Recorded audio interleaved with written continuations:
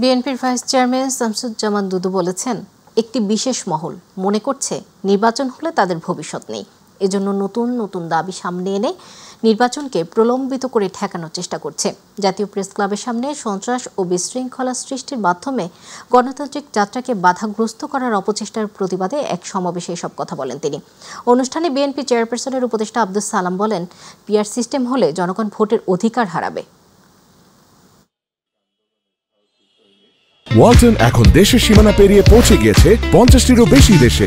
ওয়ালটন, ঘরে ঘরে বিশ্বজুড়ে। বাংলাদেশের সহসা একটি নির্বাচন হতে হবে, যে নির্বাচনের মধ্য দিয়ে নির্বাচিত পার্লামেন্ট হতে হবে, যে পার্লামেন্টের মধ্য দিয়ে একটি সরকার তৈরি হতে হবে।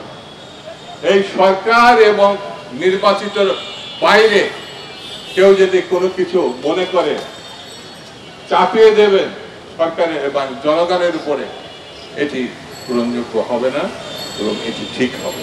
মহল বিশেষ মনে করছে নির্বাচন হলে তাদের কোনো ভবিষ্যৎ নাই, এই জন্য বিভিন্ন রকম মুখরোচক কথাবার্তা বলে নতুন নতুন দাবি সামনে এনে নির্বাচনকে প্রলম্বিত এবং ঠেকানোর চেষ্টা করছে।